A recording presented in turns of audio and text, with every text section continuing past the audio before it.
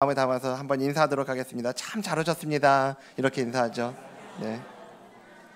네, 우리 한 번 더 인사할 때는요.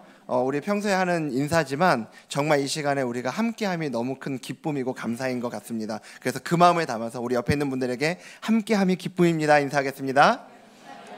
네. 네, 이 시간 정말 이렇게 함께 기도할 수 있는 공동체가 있다는 건 참 큰 복인 것 같습니다. 예, 그러면 오늘 우리에게 주신 하나님 말씀 같이 보도록 하죠. 우리에게 주신 하나님 말씀 마태복음 7장 7절에서 12절에 있는 말씀입니다. 마태복음 7장 7절에서 12절에 있는 말씀. 네. 제가 한 절, 여러분들이 한 절 교독하도록 하겠습니다. 제가 먼저 읽겠습니다. 구하라 그리하면 너희에게 주실 것이요 찾으라 그리하면 찾아낼 것이요 문을 두드리라 그리하면 너희에게 열릴 것이니 구하는 이마다 받을 것이요 찾는 이는 찾아낼 것이요 두드리는 이에게는 열릴 것이니라. 너희 중에 누가 아들이 떡을 달라 하는데 돌을 주며 생선을 달라 하는데 뱀을 줄 사람이 있겠느냐. 너희가 악한 자라도 좋은 것으로 자식에게 줄 알거든 하물며 하늘에 계신 너희 아버지께서 구하는 자에게 좋은 것으로 주시지 않겠느냐. 그러므로 무엇이든지 남에게 대접을 받고자 하는 대로 너희도 남을 대접하라. 이것이 율법이요 선지자니라. 아멘. 네, 오늘 이 말씀을 가지고 하나님이 허락하신 유일한 소망, 유일한 욕망이라는 제목으로 우리 말씀 전해주실 강사 목사님은요, 사김의 교회, 저희 29개 분립교회에 같이 나오신 사김의 교회 담임 목사님을 섬겨주고 계시는 유병희 목사님이신데, 이 신년 엎드린 기도에 우리 강사 외부 강사를 초빙하면서 제가 1번으로 마지막 시간이지만 1번으로 이렇게 와달라고 요청을 드렸던 목사입니다. 보면 우리 신년 엎드린 기도의 마지막 대미를 누구보다 훌륭하게 장식해 주실 목사님이라고 제가 확신하고 이렇게 모셨습니다. 그래서 목사님 통해서 오늘 주실 말씀을 제가 무엇보다 제일 많이 기대를 하고 있습니다. 그래서 우리 목사님 올라오실 때 우리 좋은 목사님 보내주신 우리 하나님께 감사하는 마음으로 박수로 목사님 모시도록 하겠습니다.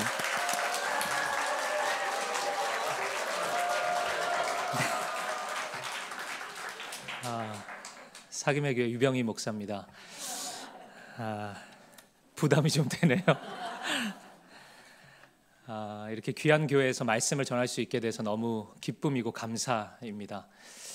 제가 웬만하면 이제 다른 교회에서 설교를 잘 안 하려고 해요.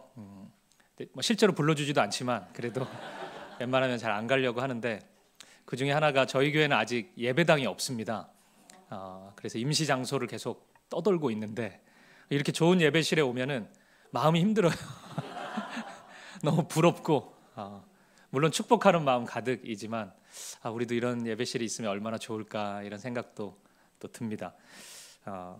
오늘 말씀을 듣고 혹시 저를 위해서 또 우리 사김의 교회를 위해서 기도해 주신다면 우리 좋은 예배 처소를 만날 수 있도록 기도해 주시면 좋겠습니다. 오늘 하나님께서 저를 통해서 주시고자 하는 작은 메시지가 있으리라 생각이 됩니다. 그 하나를 붙잡을 수 있는 시간이 되었으면 좋겠고요. 또 그 하나를 붙잡고 하나님의 사랑과 은혜를 경험할 수 있기를 간절히 소망합니다. 성경을 읽는 방법 중에 제가 생각하는 가장 탁월한 방법 중에 하나는 그리스도 중심으로 성경을 읽는 겁니다. 그러니까 성경 어디를 보든지 예수 그리스도를 발견하는 겁니다. 예수님께서 이런 말씀을 하신 적이 있어요. 누가복음 24장 27절 말씀을 보면, 이에 모세와 모든 선지자의 글로 시작하여 모든 성경에 쓴 바 자기에 관한 것을 자세히 설명하시니라. 아멘. 그러니까 예수님께서는 모세와 모든 선지자의 글, 구약 성경이겠죠. 그러니까 이 성경이 예수님 자신에 관하여 기록된 말씀이다, 이렇게 이해를 하셨습니다. 그러니까 모든 성경 말씀은 우리가 어디를 읽든지 그 말씀은 예수님을 향해 있다는 것을 우리가 기억해야 합니다. 그게 직접적이든 간접적이든 우리는 어떤 말씀을 통해서든지 예수님을 발견할 수가 있습니다. 그러니까 실제로 예수님이 보여주신 사랑을 발견할 수 있고, 예수님의 십자가의 능력을 발견할 수 있고, 또 그게 아니라면 예수님의 성품, 예수님의 마음을 우리가 발견할 수 있습니다. 성경을 읽을 때 그렇게 그리스도를 발견하지 못한다면은 우리는 성경을 잘못 읽는 것이라고 할 수도 있습니다. 누구를 만나겠어요, 우리가? 그죠? 예수님을 만날 수 있는 것입니다. 이것이 그리스도 중심으로 성경을 읽는 방법이라고 할 수 있습니다. 그런데 또 하나의 방법이 있는데, 그것은 이 말씀이 오늘 나를 향한 하나님의 말씀으로 읽는 것입니다. 다시 방금 읽어드렸던 누가복음 24장 27절 말씀을 보면 모든 성경에 쓴 바 자기에 관한 것이라고 예수님이 그렇게 받아들이시고 있습니다. 그러니까 예수님께서는 성경을 읽으실 때 이 모든 말씀이 예수님 자신을 향한 말씀인 것으로 이해하고 읽으셨습니다. 저는 이것이 예수님의 성경 읽기라고 생각하고, 우리가 그리스도 중심으로 성경을 읽는다고 할 때는 예수님의 이런 마음으로 성경을 읽어야 된다고 생각합니다. 그러니까 하나님께서 우리에게 말씀을 주실 때 이런 마음이라는 거예요. 나에게 있어서 이 말씀에 대한 순종이 일어날 것을 하나님께서 기대하신다는 겁니다. 그러니까 우리가 그 말씀을 그냥 듣고 뭐 좋은 얘기네, 그냥 이렇게 넘어가는 게 아니고, 이 말씀이 나에게 즉각적인 순종이 일어날 것을 하나님은 기대하신다는 거예요. 그리고 그 말씀을 통해서 우리의 삶 속에서 반드시 하나님의 어떤 뜻을 성취하시겠다는 그 마음이 있으시는 겁니다. 하나님께서 말씀을 주실 때는 항상 이 마음으로 주신다는 거예요. 그러니까 예수님은 그 마음을 알고 성경을 그렇게 읽으신 거고, 오늘 우리가 예수님의 마음으로 성경을 읽는다면 그 마음으로 읽어야 된다는 겁니다. 성경을 읽다 보면은 성경 말씀을 마음에 새긴다, 심는다, 뭐 이런 표현이 반복해서 나옵니다. 그러니까 좀 모호할 수 있잖아요. 성경 말씀을 뭐 마음에 어떻게 새겨요? 뭐 이게 문신도 아니고. 근데 이 마음에 심는다는 의미는 곧 이런 의미일 것입니다. 이 말씀이 나에게 주시는 말씀이구나. 지금 나에게 순종을 일으키려는 말씀이구나. 나의 삶 속에서 반드시 하나님의 어떤 뜻을 이루시고자 하는 하나님의 계획이 깃들어 있는 그런 말씀이구나. 그 마음으로 성경을 읽는 것입니다. 그렇게 하면 말씀이 말씀답게 우리에게 효력을 발휘하는 것입니다. 근데 간혹 우리가 성경을 읽거나 들을 때 나를 향한 말씀으로 듣지 않는 경우가 있습니다. 나와 전혀 관계없는 말씀으로, 그냥 그건 좋은 말씀이고 그냥 뭐 듣기에 괜찮은 말씀인데 나의 어떤 행동의 결단을 전혀 촉구하지 못하는 말씀으로 우리가 읽는 경우가 있습니다. 그렇게 읽으면 말씀이 우리에게 사라져 버리는 겁니다. 휘발되는 거예요. 그러니까 예를 들어서 저 같은 목사가 있고 여러분 같은 이제 청중들이, 회중들이 있다고 할 때 어떤 말씀에 대해서 스스로에게 적용을 하지 못하고 이게 나와 관계없는 말씀처럼 적용을 하기 시작하면 굉장히 이상해질 수 있습니다. 그러니까 설교자가 설교를 할 때요, 지금 여러분들 굉장히 고도의 집중력으로 저를 보고 계신데 어떤 경우는 굉장히 그 흐릿한 눈빛으로 예배를 드리는 경우가 있습니다. 매우 가치 중립적이고 그러니까 막 딴 생각하는 거죠. 계속. 이제 그랬을 때 서로가 자기 자신을 돌보지 않는 자세로 예배 가운데 말씀 앞에 나아간다면 이런 모습 아니겠습니까? 그러니까 여러분들은 이제 저의 메시지를 들으면서 저 들리지도 않고 제대로 준비를 한 거야, 저 목사가? 강사를 하면서 뭐 하다가 와가지고 횡설수설하고 있나? 이런 식으로 예를 들어서 성경 말씀을 듣는다고 생각해 보세요. 근데 저는 여러분들이 그런 눈빛으로 저를 바라보고 있을 때, 이 교회 성도들은 어떻게 마음 상태가 이럴까? 이런 귀한 말씀을 알아봐 주지도 않고 저런 눈빛으로 나를 바라볼 수 있을까? 이런 식으로 서로에게 책임을 계속 떠넘긴다고 생각해 보세요. 주일 예배를 드리는데도 우리 목사님 토요일 밤에 뭐 한 거야? 뭐 준비를 왜 이거밖에 못했어? 이런 식으로 계속 바라보고, 설교자는 말씀을 전하면서 우리 성도들은 토요일 밤에 뭐 한 거야? 잠은 잔 건가?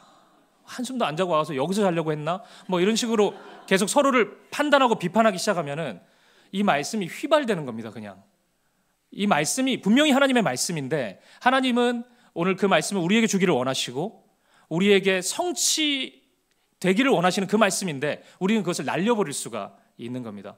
그래서 말씀을 읽고 들을 때는 반드시 나를 향한 말씀으로 받아야 돼요. 아무리 우리가 이 말씀을 듣다가 이 말씀은 김 집사님한테 딱 맞는 말씀인데 이런 유혹이 들 수도 있잖아요. 오늘도 말씀을 듣다가 그러실 수 있습니다. 막 두리번거리면서 그분 오셨나? 그분이 들어야 되는 말씀인데, 그러니까 그렇게 말씀을 들어서는 안 되는 거예요. 읽을 때도. 그게 2차적으로 3차적으로 적용이 그렇게 갈 수도 있지만 기본적인 모든 말씀은 오늘 나에게 주시는 말씀인 것입니다. 오늘 이 밤에 제가 나누는 말씀도 마찬가지고 여러분이 언제나 성경을 읽고 묵상할 때도 마찬가지입니다. 나를 향한 말씀, 나에게 순종을 요구하시는 말씀, 그것도 내일 순종이 아니라 오늘 순종을 요구하시는 말씀, 그리고 이 말씀이 반드시 나의 삶 가운데 성취될 것이라는 기대와 소망, 그 마음으로 말씀 앞에 나아갈 때 말씀이 심기기 시작합니다. 그리고 말씀이 힘을 발휘하기 시작합니다. 말씀이 흥황해지기 시작하고 우리의 삶 속에 세력을 발휘하기 시작합니다.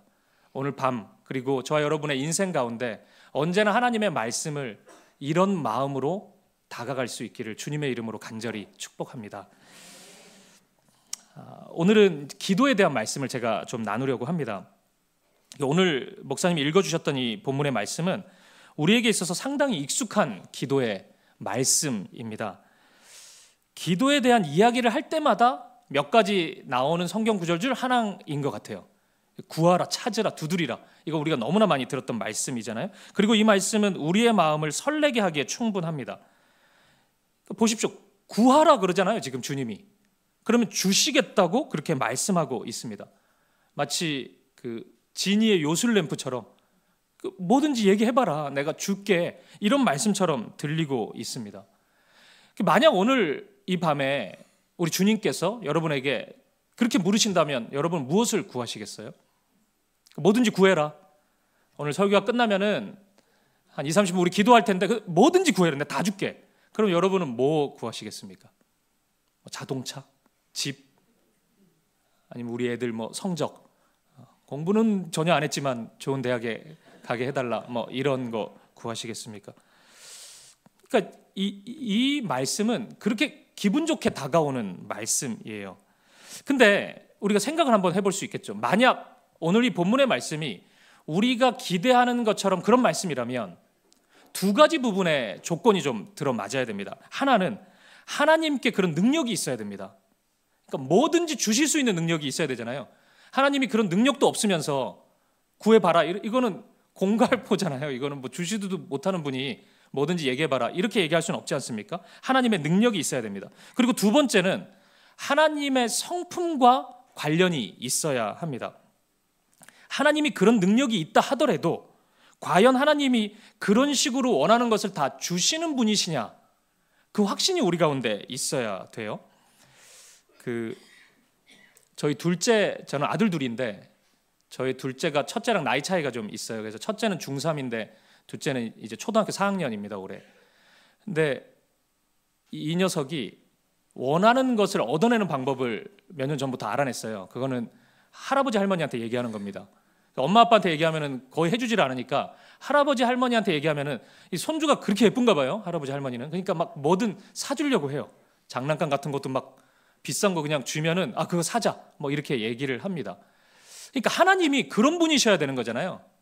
그러니까 이게 부모 입장에서는 제가 돈이 없어서 안 사주기도 하지만 그게 불필요하다는 판단 때문에 안 사주기도 하는데, 그런 생각을 하는데, 그런 것과 관계없이 그냥 다 주시는 분이어야 되잖아요, 하나님이. 그게 너한테 좋은지 안 좋은지 난 모르겠지만 네가 구했으니까 다 줄게, 이런 분이면은 괜찮은 거잖아요. 그러니까 이 지점에서 우리가 생각해 볼 수 있는 것은 첫 번째 조건은 우리가 성립이 된다는 것을 알 수 있습니다. 하나님은 온 우주 만물을 창조하신 분이시기 때문에 모든 것을 주실 수 있죠. 그죠? 하나님은 말씀으로 이 세상을 다 이루신 분이십니다. 그래서 하나님은 능치 못함이 없으십니다. 하나님이 닫으면 열 자가 없고 하나님이 열면 닫을 자가 없습니다. 그렇기 때문에 우리 하나님은 능력이 많으신 분이십니다. 그러면 된 것 같아요. 그럼 두 번째 조건, 이 부분이 중요할 것 같아요. 하나님이 정말 그러한 분이신가? 무엇을 달라고 간구만 하면은 하나님이 그것을 다 주시는 분이신가?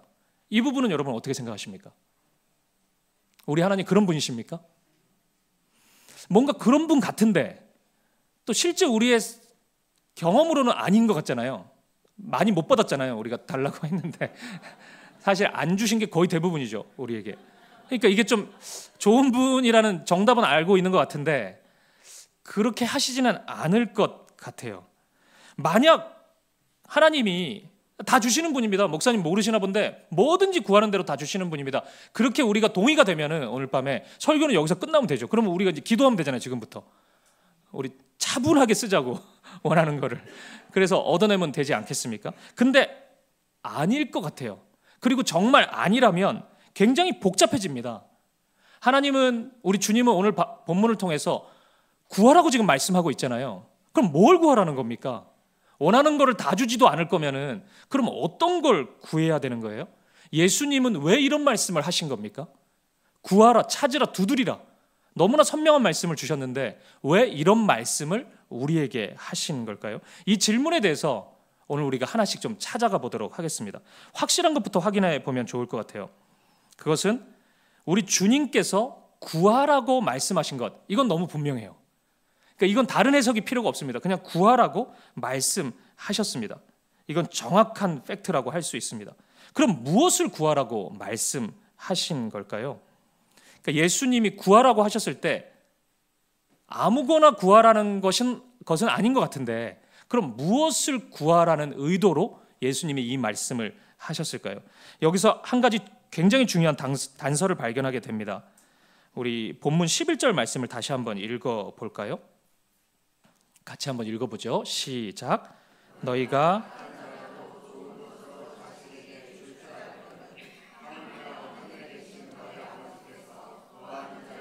좋은 것으로 주시지 않겠느냐. 아멘. 이 구절의 마지막 부분을 보면 구하는 자에게 무엇을 주신다고 하죠? 좋은 것으로 주시지 않겠느냐, 이렇게 말씀합니다. 생각해 보십시오. 만약 우리 주님께서 원하는 것을 다 주시기로 작정하신 분이시라면 이렇게 표현하지 않으셨을 것 같아요. 구하는 자에게 그 구하는 것을 다 주시지 않겠느냐, 이렇게 얘기를 하시지 좋은 것으로 주시지 않겠느냐, 이거는 좋은 것에 대한 주님이 생각하시는 무엇이 있다는 거잖아요. 주님은 그렇게 말씀하고 있습니다. 핵심은 여기에 있는 것 같아요. 좋은 것입니다. 좋은 것을 주시겠대요. 구하는 자에게 구하는 것 다 주겠다는 게 아니라 주님이 보시기에 좋은 것을 주시겠다고 약속해 주는 것입니다. 어떤 분들은 이 정도 설명을 하면은 좋다가 많았네, 이럴 줄 알았다, 결국엔 뭐 안 주겠다는 거지, 이렇게 생각할 수 있는데, 원하는 것을 다 주는 게 정말 좋은 상태인지를 우리는 생각해 보아야 합니다. 왜냐하면 냉정하게 저와 여러분은 우리 자신에게 필요한 것이 무엇인지를 정확히 아는 사람은 아니지 않습니까? 동의가 안 되십니까? 정확하게 아세요, 여러분들은? 제가 이제 박종현 목사님과 담임 목사의 연수가 똑같잖아요.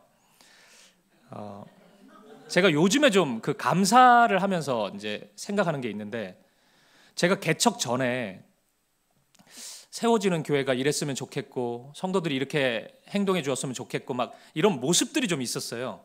한 번도 해보지는 않았는데 그냥 이런 모습으로 교회의 모습이 그려지면 좋겠다 생각한 몇 가지가 있었는데, 제가 불과 1년 반 정도밖에 지나지 않았는데 그때 그토록 간절했던 그 마음들이 다 사라져 있어요. 그리고 제가 작년 연말에 확신했던 것은 하나님이 그걸 다 응답해 주셨으면 제가 생각하는 지금 우리 사김의 교회의 좋은 모습은 없었을 거라는 생각이 들었어요. 그러니까 제가 원하는 대로, 제가 원하는 사람들이 다 모이는 거예요. 저분은 조금 안 맞는데, 안 왔으면 좋겠는데 이러면 안 오고, 이런 게 아니고 제가 원하는 대로 다 움직여지고, 그게 건강하거나 좋은 모습이 아니라는 제가 확신을 가졌습니다. 그러니까 하나님은 저에게 맞게 인도하신 거예요. 교회의 모습도 저의 사역의 모습도. 제가 그 확신을 가지게 됐습니다. 그러면서 불과 2년 전에 제가 그토록 확신을 가지고 구했던 것이 이렇게 허무한 것들이라면 지금도 그럴 수 있겠다는 생각은 가져요. 지금 제가 간절히 원하는 무엇이 있는데 그건 예배당 장소인데 하나님이 계속 안 주시고 계시거든요. 어떨 때는 잠을 자다가 환상 중에 막 잠을 깨기도 하고 막 뭐 별일이 다 있습니다, 제 안에. 근데 하나님이 결국 주시지 않고 있어요. 근데 그것은 제 안에 이 확신은 분명합니다. 적어도 지금은 아니기 때문에 안 주시는 겁니다. 지금 제가 원하는 어떤 모습의 그것을 주시기로 하나님이 작정하신다면 무조건 주실 거예요, 하나님은. 근데 하나님이 그걸 주시지 않고 있잖아요, 어쨌든. 뭐 언제까지 주시지 않을지는 모르겠지만 지금 안 주신 건 너무 분명하지 않습니까? 저는 그 확신은 있어요. 하나님이 원치 않으시는 겁니다. 하나님이 좋게 보시는 게 아닙니다. 제가 저희 큰아이가 어릴 때 막 종이 자르고 이런 걸 좋아해가지고 나이가 어린데도 막 칼이나 큰 가위 이런 걸로 막 그 어른 가위로 막 종이 자르고 그러려고 했어요. 근데 제가 그때마다 그 가위를 뺏고 막 그랬단 말이에요. 그러면 그 아이의 눈빛이 아직도 기억이 나요. 막 세상이 무너진 것처럼. 또 아빠는 나를 사랑하지 않는구나라는 그 슬픈 표정으로 저를 쳐다보고 그랬었거든요. 보십시오. 아이가 그토록 간절히 원한다 그래가지고 그 어린아이가 그 날카로운 가위를 달라고 하는데 주는 부모가 있습니까? 그 주면 이상하죠. 저는 알잖아요. 그 위험하다는 거를. 그거 가지면 안 돼요. 큰일 나요. 그래서 저는 주지 않는 거죠. 근데 애는 울죠. 막 달라 그러고 아빠 막 계속 그 주요 삼창처럼 막 아빠 삼창 하고. 그래도 저는 안 줍니다. 아무리 간절하게 간구해도 저는 주지는 않았어요. 저는 그것이 옳다고 생각하고 있습니다. 그렇기 때문에 무엇이든지 다 내가 원하는 것을 하나님께로부터 받아내는 것이 축복의 상태라고 여기는 것은 매우 어리석은 것입니다. 우리가 오히려 멸망의 길로 갈 가능성도 있다는 거예요. 그래서 성경을 가만히 보면은 원하는 대로 내가 다 줄게 라는 말씀이 나오기도 하거든요, 성경에. 근데 그 말씀을 하신 분은 하나님이 아니십니다. 성경 말씀 하나를 볼까요? 마태복음 4장 9절 말씀입니다. 같이 한번 읽어볼까요? 시작. 이르되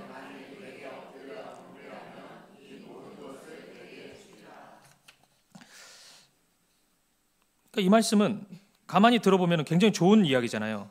내게 엎드려 경배하면 이 모든 것을 너에게 주리라. 이걸 주님이 하셨다면 대단히 좋은 말씀인데 여러분 이거 누가 했는지 압니까? 사탄이 한 얘기예요. 사탄이. 그러니까 여러분도 좀 찜찜해가지고 아멘 안 하셨잖아요. 방금 읽고 뭔가 느낌이 좀 그랬죠. 모든 것을 주겠다라는 것은 축복의 상태가 아닙니다. 그 사탄이 하는 얘기고 이거 사탄이 예수님 시험할 때 이 얘기한 거예요. 나한테 저라면 다 주겠다고. 그러니까 우리가 원하는 것을 다 얻는 것, 이것은 축복의 상태가 아니고 하나님께서도 우리가 그런 기도를 드리기를 원치는 않으십니다.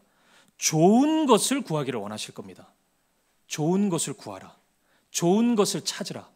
좋은 것을 두드리라. 그러면 내가 그 좋은 것을 너에게 주겠다. 아마 이 말씀, 지금 우리에게 하시는 말씀일 것입니다. 오늘 말씀은 산상수훈의 말씀 중에 하나입니다. 그러니까 예수님께서 산에서 설교하셨다 그래서 산상수훈이라고 부르는 말씀이 있습니다. 이 마태복음 초반부가 그런데 오늘 본문도 이 산상수훈 안에 들어가 있는 말씀입니다. 이 산상수훈 설교를 가만히 읽다 보면 우리 주님께서 전해주시는 그 기독교 진리의 상당수가 이 설교 안에 담겨져 있다는 것을 알 수 있습니다. 근데 오늘 본문이 포함되어 있는 이 산상수훈 안에 우리 주님께서 이미 구하라고 말씀해 주신 적이 있습니다. 이거 구하면 내가 주겠다고 약속하신 말씀이 있어요. 그 말씀이 마태복음 6장 33절 말씀입니다. 같이 한번 읽어볼까요? 시작. 그런즉 너희는 먼저 그의 나라와 그의 의를 구하라. 그리하면 이 모든 것을 너희에게 더하시리라. 아멘. 뭘 구하라고 하셨죠? 주님께서 먼저 그의 나라와 그의 의를 구하라. 그리하면 이 모든 것을 다 주겠다 말씀하셨습니다. 그러니까 쉽게 표현을 한다면 매사에 나의 뜻이 아니라 주님의 뜻을 구하라는 얘기겠죠. 그러니까 하나님의 나라는 하나님의 뜻이 이루어지는 나라일 거잖아요. 그러니까 내 뜻이 내가 왕이 돼서 내 뜻이 이루어지는 나라면 내 나라잖아요. 그러니까 하나님의 나라는 하나님의 뜻이 이루어지는 나라일 거잖아요. 그러니까 이것은 하나님의 뜻을 구하라는 거죠. 하나님의 뜻이 내 삶 속에 임하도록 간구하는 거고, 우리 가정에 하나님의 뜻이 이루어지도록, 이 교회에 하나님의 뜻이 이루어지도록 지금 그렇게 기도하라는 거잖아요. 그러면 주겠다 그렇게 말씀하십니다. 그러니까 이 방금 읽었던 마태복음 6장 33절은 실은 이 마태복음 6장을 쭉 가만히 보면 마태복음 6장 초반에 나오는 주님이 가르쳐 주신 기도, 주기도문을 요약하는 말씀이라는 것을 알 수 있습니다. 주기도문 말씀 중에 이런 말씀이 있어요. 6장 10절에 보면 나라가 임하시오며 뜻이 하늘에서 이루어진 것 같이 땅에서도 이루어지이다. 그러니까 주님은 이 마태복음 7장으로 넘어오기 전까지 이미 2번이나 구하라고 말씀하셨습니다. 주기도문을 알려주실 때도 너희는 이렇게 구하라 말씀하셨고, 또 그 결론을 얘기하시면서 6장 33절에서도 또 이렇게 구하라, 간구해라 이렇게 말씀하셨습니다. 그 내용이 하나님의 뜻이 이루어지는 것을 간구하래요. 하나님의 나라가 우리의 삶 가운데 이루어지는 것을 간구하래요. 그러면 응답해 주겠다고 말씀하고 있습니다. 본문에 대한 어느 정도 의문이 좀 풀린 것 같습니다. 우리 주님이 우리에게 말씀하시는 구하라는 말씀은 적어도 이런 건 아니죠. 자동차 주세요. 이건 아니죠. 이미 자동차가 있지만 더 큰 차 주세요. 이거는 아닌 겁니다. 다음 주 로또 복권 당첨되게 해주세요. 그거는 아닌 거죠. 그죠? 아니, 좀 아쉽지만 우리가 큰 차가 여러분 큰 차 있으면 좋죠. 근데 적어도 이 말씀이 그것을 우리에게 허락하는 말씀은 아니잖아요. 그러니까 하나님의 뜻이 내 삶 가운데 이루어지기를 간구해라. 지금 그 말씀으로 우리가 이해해야 될 것 같습니다. 이제 어느 정도 좀 다 됐습니다. 근데 여전히 제가 오늘 본문을 읽으면서 찜찜한 것이 하나 있었습니다. 그것은 오늘 본문의 12절 말씀이에요. 우리 한번 잘 읽어보죠. 마태복음 7장 12절 시작. 그러므로 무엇이든지 남에게 대접을 받고자 하는 대로 너희도 남을 대접하라. 이것이 율법이요 선지자니라. 아멘. 저에게 이제 저희 교회 성도님들 중에 가끔 성경을 읽다가 이 내용이 무슨 뜻인지 모르겠다고 이렇게 문자를 주실 때가 있어요. 간혹 이 구절에 대해서 질문을 하십니다. 그러니까 그러므로라는 거는 이제 결론을 내리는 이제 부사잖아요. 이제 결론을 내리는데 그러면 이제 12절 말씀은 11절까지 이야기와 연결이 된다는 얘기인데 지금 11절까지는 우리가 살펴본 거잖아요. 구하라인데 무엇을 구하라라는 말씀인지 대충 우리가 지금 답을 찾았어요. 그러니까 주님이 결론을 내리시는데 그러므로 이제 구하라의 이야기의 결론을 지금 주님이 내리시는데 느닷없이 너희도 남을 대접하라. 지금 그렇게 말씀하고 있다고요. 좀 이상하지 않습니까? 구하라. 내가 좋은 거 줄게. 지금 이 얘기를 계속 하시다가 그러므로 그럼 뭔가 이제 구하라는 이야기의 요약을 지금 해주실 것 같은데 너희도 남을 대접하라. 이것이 율법이요 선지자니라. 이렇게 말씀하고 있다고요. 그러니까 이게 지금 어떻게 연결이 되는 걸까요? 하나님의 뜻이 내 삶 가운데 이루어지는 것, 하나님의 나라가 이 땅에 임하는 것과 남을 대접하는 것과는 무슨 상관이 있는 걸까요? 이 부분만 우리가 좀 답을 찾아보겠습니다. 주님께서는 구약에 나오는 600개가 넘는 율법의 말씀을 단 2가지로 요약해 주신 적이 있습니다. 그것이 무엇인지 아십니까? 하나님 사랑하는 것, 이웃 사랑하는 것. 그렇죠? 마태복음 22장 37절에 보면 나옵니다. 이렇게 말씀해요. 잘 들어보세요. 예수께서 이르시되 내 마음을 다하고 목숨을 다하고 뜻을 다하여 주 너의 하나님을 사랑하라 하셨으니 이것이 크고 첫째 되는 계명이요 둘째도 그와 같으니 내 이웃을 내 자신같이 사랑하라 하셨으니 이 2 계명이 온 율법과 선지자의 강령이니라. 아멘. 첫 번째는 마음과 뜻과 힘을 다해서 혼신의 힘을 다해서 하나님을 사랑하는 것. 그것이 첫 번째고 두 번째는 나의 이웃을 나의 몸처럼 사랑하는 것. 그리고 예수님은 이렇게 말씀하시죠. 이 2 계명이 온 율법이다.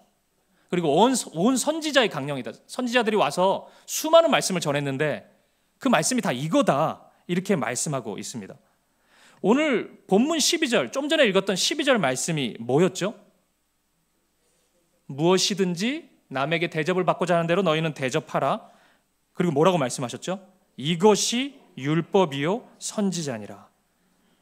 방금 마태복음 22장과 똑같죠? 이것이 율법이요 선지자니라. 이것이 뭐가 율법이라고요? 하나님을 사랑하는 것, 이웃을 사랑하는 것. 주님이 다시 한번 말씀하고 있죠. 이런 의미가 될 겁니다. 먼저 하나님을 사랑하는 거잖아요. 지금 오늘 본문의 구하라의 핵심이 하나님의 나라가 내 삶 가운데 임하는 것이잖아요. 그죠? 하나님의 뜻이 내 삶 가운데 이루어지는 거잖아요. 근데 내가 하나님을 사랑하지 않는데 이 기도 드릴 수 있습니까? 내가 하나님을 별로 사랑하지 않아요. 근데 하나님의 뜻이 이루어졌으면 좋겠는데 내 삶 가운데 우리 자녀에게 내 아들한테 하나님의 뜻이 이루어졌으면 좋겠는데 그런 기도가 자연스럽지가 않죠. 하나님을 사랑해야 하나님의 뜻을 사랑하게 되고 사모하게 되고 그 뜻이 이루어지기를 기도하게 되지 않겠습니까? 그렇기 때문에 하나님을 사랑하는 것과 나의 삶 가운데 하나님의 뜻이 이루어지는 기도는 연결될 수밖에 없죠. 그죠? 이 두 개가 지금 연결됩니다. 그리고 두 번째, 내 이웃을 내 몸과 같이 사랑하라. 그냥 사랑하는 게 아니고 내 몸처럼 사랑하라는 거잖아요. 여러분, 누군가를 나의 몸처럼 사랑한다는 것은 어떤 의미입니까? 생각해 보셨어요? 혹시 나의 몸처럼 형제를 사랑하고 누군가를 사랑하는 것. 저는 이렇게 이해하고 있어요. 내가 그 사람의 입장이 되었을 때, 예를 들어서 어떤 힘든 상황에 처해 있는 누군가가 있어요. 내가 그를 봤어요. 근데 내가 그 입장이 되었을 때를 생각해 볼 수 있잖아요. 내가 이제 힘든 사람이 된 거예요. 그러면 입장이 바뀐 거죠. 내가 힘든 위치에 있을 때 나를 바라보는 누구를 내가 보게 된 거잖아요. 그러면 내가 기대하는 바가 있겠죠. 내가 힘드니까 저 사람이 나에게 이렇게 해줬으면 좋겠다. 그 마음이 있을 거 아닙니까? 그렇게 하라는 겁니다. 내가 그 입장이었을 때 원하는 그것을 하라는 거예요. 그게 내 몸처럼 사랑하는 것입니다. 그렇기 때문에 오늘 본문에 따르면 남에게 대접받고자 하는 대로 대접하는 겁니다. 이것은 그냥 접대의 문화처럼 이해하시면 안 되죠. 그러니까 내가 누군가에게 어떤 상황 속에서, 특별한 상황 속에서 그 사람이 나에게 이런 말을 해줬으면 좋겠다는 그 기대가 있다면 나도 그렇게 하라는 거예요. 그 말을 해주라는 겁니다. 그 위치에 있는 사람에게. 내가 정말 배고픈 상황 속에 있을 때 도저히 나를 도와줄 아무런 이유가 없지만 저 사람이 나를 그렇게 도와주기를 바라는 간절한 마음이 있다면 그렇게 하라는 거예요. 그런 사람을 내가 만난다면, 내 지체가 그런 형편에 있다면 그렇게 하라는 거예요. 내가 잘못한 거 알지만 좀 넘어가 줬으면 하는 마음도 있을 수 있잖아요. 때로는 내 자존심이 있어가지고. 그러면 나도 그렇게 넘어가 주라는 거예요. 하나하나 다 들춰내지 말고 넘어가 주고 남에게 대접받고자 하는 대로 대접하라는 겁니다. 그러니까 연결이 되죠. 하나님을 사랑하는 것, 형제를 사랑하는 것, 이웃을 사랑하는 것, 이것이 온 율법에 기록된 말씀이고 이것을 우리를 향해서 구하라고 말씀하시는 겁니다. 바로 이것을 구하라. 이것을 찾아라. 그럼 내가 주겠다 말씀하고 있습니다. 근데 왜 이것을 구하라고 하실까요? 어찌 보면 굉장히 당연한 마음인데 이게 진짜 어렵기 때문입니다. 우리는 하나님을 사랑하는 것, 그리고 이웃을 사랑하는 것, 이 말씀에 대해서 너무나 많이 들었기 때문에 이 말씀 자체에 익숙함이 있는 건 사실이지만 이 마음을 품는 것은 굉장히 어렵습니다. 내가 이 세상 그 무엇보다 하나님만을 사랑한다는 것은 정말 어려워요. 그게 쉬웠으면 우리가 그렇게 살았겠죠. 쉽지가 않다고, 유혹이 너무 많다고요. 하나님의 자리를 빼앗는 일들이 너무나 많다고요. 우리가 그 마음을 품는 것이 좋은 것인지는 알지만 그 마음을 우리의 힘으로 품기가 굉장히 힘듭니다. 또 관계 속에서 하나님과의 관계 말고 형제 자매와의 관계, 이웃과의 관계 속에서도 그를 나의 몸처럼 사랑하는 것은 진짜 어렵습니다. 제가 담임 목사가 되고 나니까 사랑하는 게 더 어렵다는 생각을 하게 돼요. 이게 가짜로 하고 싶은 마음은 저도 없거든요. 사랑을. 그러니까 실제로는 사랑도 안 하는데 사랑하는 척만 한 20년 해보자. 뭐 이거 되게 이상하잖아요. 그리고 그게 굉장히 어려운 일이잖아요. 실제로. 그러니까 진짜 사랑하기 원하는데 이게 제 마음 같지가 않아요. 너무 어려워요. 진짜 나처럼 사랑하기가 진짜 힘들더라고요. 그래서 하나님께 구해야 되는 것입니다. 그 마음을 달라고. 흔들리지 않는 마음을 달라고. 이렇게 좋은 예배당 보고 나면 제 마음이 흔들린단 말이에요. 그런 마음 갖지 않도록 하나님만 바라볼 수 있도록 구해야 돼요. 이게 목사도 똑같습니다. 세상의 어떤 작은 변화에 의해서 마음이 움직일 때가 있거든요. 그게 잘못됐다는 거 누가 몰라요. 그런데 그 마음이 어느 순간 막 찾아온다고요. 구해야 돼요. 하나님께 그 마음을 구해야 됩니다. 하나님만을 사랑할 수 있도록, 형제를 내 몸처럼, 이웃을 내 몸처럼 사랑할 수 있도록 구해야 됩니다. 그러면 그 마음은 하나님이 너무나 원하시는 마음이기 때문에 무조건 주시겠다는 겁니다. 오늘 이 밤에 이게 중요해요. 무조건 주시겠다는 거예요. 우리가 그 마음을 구하기만 하면 내가 그 마음을 너희에게 즉각적으로 무조건 주겠다. 그 마음을 반드시 가지게 하겠다. 이것이 오늘 주님의 약속인 것입니다. 오늘 이 약속을 신뢰하는 저와 여러분 되시기를 간절히 축복합니다. 한 가지만 더 살펴보고 말씀을 좀 갈무리 해보겠습니다. 누가복음 11장을 보면 오늘 본문과 동일한 말씀이 하나 나옵니다. 누가복음 11장 13절 말씀입니다. 같이 한번 읽어보죠. 시작. 너희가 악할지라도 너희 하늘 아버지께서 구하는 자에게 성령을 주시지 아니하겠느냐 하시니라. 아멘. 제가 말을 좀 빨리 하는 이유는 제가 지난주에 아주 심한 감기에 걸렸어가지고 제 목의 사용 시간이 좀 제한적입니다. 그래서 혹시 목 쉴까봐 되게 빨리 얘기하고 있는데 괜찮나요? 감사합니다. 원래는 제가 이것보다는 설교를 천천히 하거든요. 이 말씀을 가만히 보면 우리가 살펴봤던 오늘 본문의 말씀에서 하나가 바뀐 것을 알 수 있습니다. 그거 혹시 찾으셨습니까? 성령. 대단하십니다, 여러분. 똑같은 말씀인데 오늘 본문의 말씀은 좋은 것을 주시지 않겠느냐? 그렇게 말씀하시는데 이 누가복음 말씀은 이 좋은 것이 성령으로 바뀌었습니다. 성령을 주시지 않겠느냐? 구하는 자에게 성령을 주시지 않겠느냐? 왜 성령일까요? 이것은 누가복음을 가만히 읽어보면 또 누가복음과 하나의 세트인 성경이 사도행전이잖아요. 사도행전을 읽어보면 금방 알 수 있습니다. 그러니까 결론은 이거예요. 누가복음에서 말씀하는 그러니까 이런 좋은 일들은 성령을 받은 사람이 행하는 겁니다. 그러니까 그 좋은 것의 그 근원이 성령님이세요. 성령님이 그 좋은 것을 이루어 가시거든요. 그러니까 사도행전 2장을 보면 제자 공동체가 초대교회가 처음으로 성령을 경험합니다. 그리고 나서 매우 사랑스러운 공동체로 바뀌게 돼요.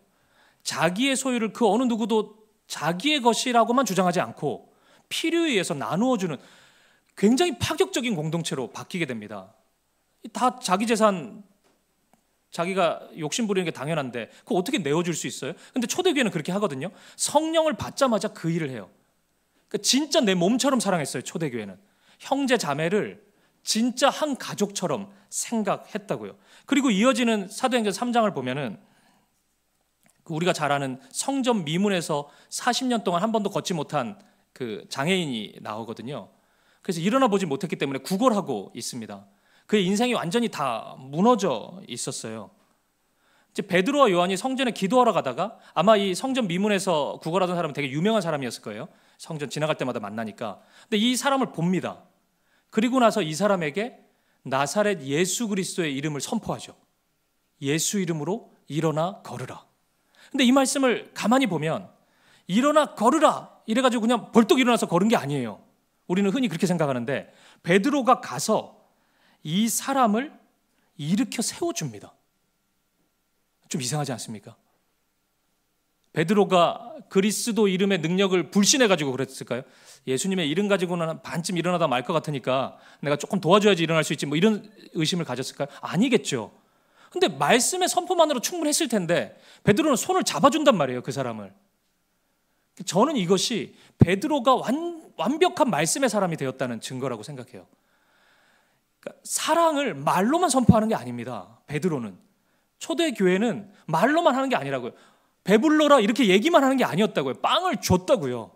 실제로 연약한 자가 있으면 예수님 이름으로 그가 회복이 되죠. 근데 그 예수 이름의 도구로 기꺼이 자신을 내어드립니다. 그래서 잡아줘요. 연약한 자를 잡아주고 일으켜 세워주고 기꺼이 합니다. 그건 말씀에 대한 불신이 아니라 말씀의 사람이 되었다는 증거인 겁니다. 베드로가 그렇게 사랑을 보여줍니다. 이 모든 것이 시작이 성령 충만이었어요. 성령으로 충만해졌을 때 하나님의 말씀의 사람이 되었고 그리고 하나님만을 사랑했고 그리고 누군가를 만날 때도 진정으로 자기 자신의 몸처럼 사랑을 실천했습니다. 제자들은 그런 사역을 했고 초대교회는 그런 사랑의 삶을 살 수 있었습니다. 사랑하는 여러분, 우리 하나님은 저와 여러분을 통해 하나님의 나라가 이 땅 가운데 이루어지기를 원하십니다. 그러니까 이 세상이 하나님 나라가 되기를 원하세요. 우리 하나님은 저와 여러분의 삶이, 우리가 살고 있는 이 세상이 이 상태로 머무르기를 원하시는 분이 아닙니다. 그래서 하나님은 두 가지를 원하세요. 먼저는 하나님을 먼저 알고 있는 우리의 마음이 하나님만을 사랑하기를 원하십니다. 우리의 마음의 우선순위가 하나님이 되기를 원하세요. 그리고 그 사랑으로 우리가 만나는 누군가에게 사랑을 실천하기를 원하십니다. 그러니까 이 말은 곧 이런 의미일 겁니다. 하나님은 얼마든지 말로만으로도 이 세상을 하나님 나라로 바꾸실 수 있을 거예요. 그렇게 창조하셨으니까. 그죠? 아유, 이 죄악 많은 대한민국 리셋해야 되겠다 내가. 오늘부터 새로운 나라다 이렇게 하면은 새로운 나라가 될 겁니다, 여기가. 근데 하나님은 그렇게 하시지 않고 저와 여러분을 사용하시려고 하는 거예요. 하나님의 나라에 걸맞는 사람으로 우리를 바꾸어 놓으시고 우리를 통해서 그 하나님 나라를 이 땅에 세우기를 원하시는 겁니다. 그래서 때때로 하나님의 나라가 매우 더디게 임하는 것처럼 보이는 거예요. 그 순간에는 항상 저와 여러분의 불순종이 있을 겁니다. 우리는 이제 그걸 전적으로 하나님 탓으로 자꾸 삼는데, 하나님 이게 뭐냐고, 왜 이렇게 하나님 뜻이 이루어지지 않냐고 짜증내는데, 우리가 한 걸음만 물러서서 보면 나 때문이에요. 그거 다 하나님이 그만큼 인격적이셔서. 그러니까 하나님이 나랑, 저와 여러분 같은 사람들이랑 일 안 해도 상관없죠. 하나님은 그렇지 않습니까? 저도 생각하기에 제가 우리 사김의 교회에 없다고 해서 우리 사김의 교회가 무너질 거라는 생각은 안 합니다. 저희 성도님들이 그런 생각을 가져주기를 바라긴 하지만 그건 사실이 아닐 거예요. 뭐 제가 없다고 교회가 무너지겠습니까? 그럼 뭐 내 교회지, 그게 하나님의 교회니까요. 근데 하나님이 저를 부르셨다고요. 그리고 우리를 부르셨다고요. 오늘 이 수지 함께하는 교회도 마찬가지예요. 냉정하게 보면은 이 동네에서 여러분이 제일 뛰어나냐고요, 솔직히. 하나님이 이 동네를 복음화 시켜야 되겠다 마음을 먹으셨을 때 여러분보다 훨씬 더 신실하고 하나님 사랑하고 훨씬 더 정결한 분들이 많지 않겠습니까? 여러분도 뛰어나지만 찾아보면 분명히 있지 않겠어요? 근데도 왜 여러분을 부르세요? 그거는 이유가 없거든요. 우리가 몰라요. 그냥 나 부르신 거예요, 하나님이. 그리고 마치 내가 아니면 안 되는 것처럼 나와 함께 하시겠다고 얘기를 하시는 거거든요. 그러니까 이건 다 신비입니다. 사실 우리가 하나님의 자녀가 되고 하나님의 도구로 쓰임 받는다는 것은 신비스러운 일이에요, 다. 그러니까 우리가 잘나가지고 한 게 아니니까요. 성실한 사람, 이 수지 이 동네에 신실한 사람 한 1000명 내가 모아야 되겠다. 그러면은 속하지 못할 분 많을 겁니다, 아마. 부름을 못 받을 분들이. 근데도 나를 불렀어요. 그 사람 안 부르고. 불성실한데 나를 불렀다고요. 그리고 하나님은 시간을 두면서 우리를 변화시키시죠. 우리의 마음을 바꾸어 가시고 하나님의 사랑으로 바꾸어 가시고 하나님밖에 없는 사람으로 바꾸어 가시고 그 사랑이 끊임없이 흘러 넘쳐서 발산되기를 바라시고 하나님 나라를 그렇게 이루어 가시는 분이십니다. 그래서 하나님은 우리가 하나님과의 관계 속에서 이 사실을 깨닫고 하나님께 간구하기를 원하시는 겁니다. 우리는 그런 사람이 아니니까 하나님만을 사랑할 수 있도록 간구하기를 바라시고, 그거는 우리의 마음이 그걸 사모한다는 거잖아요. 그러면 하나님과의 관계 속에서 하나님이 그걸 기뻐 보시고 그 마음을 주시겠다는 거예요. 그렇게 우리를 바꾸어 주시겠다는 것입니다. 그렇게 간구하는 자의 간구에 반드시 응답해 주시겠다고 약속하고 계신 것입니다. 오늘 본문의 9절 10절을 보면 떡을 달라 하면 돌을 주며 생선을 달라 하면 뱀을 주겠느냐. 그러니까 이것은 당시에 비슷한 외형을 가진 두 가지 대상이거든요. 돌과 떡. 그래서 사탄도 예수님 시험할 때 뭐 돌을 떡덩이가 되게 해라 막 이렇게 하고 그랬잖아요. 그러니까 이 비슷한 거죠. 근데 완전히 다른 거죠. 당시 그 갈릴리 바닷가에서 잡혔던 물고기가 뱀장어처럼 생겨가지고 뱀처럼 이렇게 보였다 그래요. 그러니까 비슷한데 완전히 다른 겁니다. 오늘 우리가 하나님을 제대로 아는 것 같은데 매우 엉뚱한 걸 구하고 있는 것은 아닌지 돌아봤으면 좋겠어요. 여러분들이 이번 한 달 이 시간에 계속 모여서 기도하고 있는데 엎드림 기도회로 이 마지막 기도의 시간에 우리가 진짜 기도해야 될 것이 무엇인지를 찾을 수 있기를 바라고 그것을 구할 수 있기를 바랍니다. 먼저 그 출발 지점에서 우리가 떡을 구하지 않고 돌을 구하고 있는 것은 아닌지, 생선이 아니라 뱀을 구하고 있는 것은 아닌지, 이 비슷한데 완전히 다른 것을 구하고 있는 것은 아닌지 오늘 우리가 돌아볼 수 있기를 바라요. 그러면 하나님이 저는 그것 주시지 않기를 바라요. 여러분들이 오늘 밤에 엉뚱한 것을 만약 구하신다면 저는 그걸 정확히 알지는 못해요, 사실. 그런데 하나님 보시기에 좋은 것이 아닌 무엇을 구한다면 저는 오늘 여러분들이 그것을 받지 않기를 바랍니다. 좋은 것을 받을 수 있기를 바라요. 그리고 그 시작 부분에 무엇이 좋은 것인지를 정확히 알고 하나님께 구할 수 있기를 바랍니다. 사도행전 3장에서 그 성전 미문에서 구걸하는 사람이 베드로와 요한이 지나가요. 거기서 그때 성전 미문에서 구걸하던 사람이 베드로와 요한에게 무엇을 달라고 합니까? 은과 금을 구합니다. 그러니까 구걸했으니까 그걸 달라고 해요. 그런데 가만히 생각해 보면 베드로와 요한이잖아요. 베드로와 요한은 예수 이름의 능력을 소유한 사람입니다. 그렇다면 만약 가장 소중한 한 가지를 구해야 한다면 그 성전 미문에서 구걸하던 사람은 은과 금이 아니라 그 자리에서 일어나는 것을 구했어야 할 것입니다. 왜냐하면 일어나야 성전에도 들어갈 수 있고 사람답게 살 수 있다고요. 성전 미문에 있지만 한 번도 성전에 들어가서 예배해보지 못했다고요. 이 사람은 인생이 완전히 바닥난 인생인데, 바닥 끝을 다 경험한 인생인데 그에게 진짜 필요한 것은 일어나는 것입니다. 그런데 은을 구하고 있어요. 오늘 이 밤에, 오늘 우리의 이 예배 가운데 예수님이 우리와 함께 하신다면, 실제 함께 하시는데 예수님이 이 자리에 오셔서 여러분을 바라보신다면 여러분 무엇을 구하겠습니까? 은과 금을 구하시겠어요? 그것만큼 어색한 것이 없다니까요. 저는 은과 금이 나쁘다고 얘기하는 것이 아닙니다. 필요할 때가 있죠. 근데 하나를 구해야 되는데 그거 구하겠습니까? 그거 우리가 만약 이 성전 미문의 현장에 있었다면은 진짜 어리석다고 이야기했을 겁니다. 저 사람은 어떻게 저런 걸 구하나. 진짜 영적으로 천박하다고 얘기했을 거예요. 저 사람은 자기 영혼의 상태를 전혀 모르는구나 얘기했을 겁니다.